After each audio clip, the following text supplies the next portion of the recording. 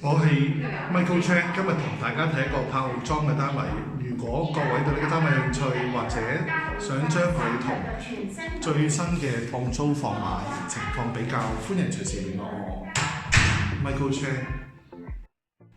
首先係物業入嚟嘅大門，咁旁邊有個鏡啦。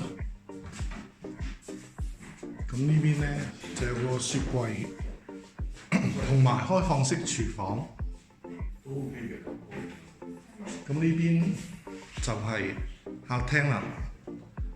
咁樣就係一邊放電視櫃啦，一邊放梳化。前邊咧就有個露台，咁啊對翻個內園嘅，都相當開揚同埋翠綠。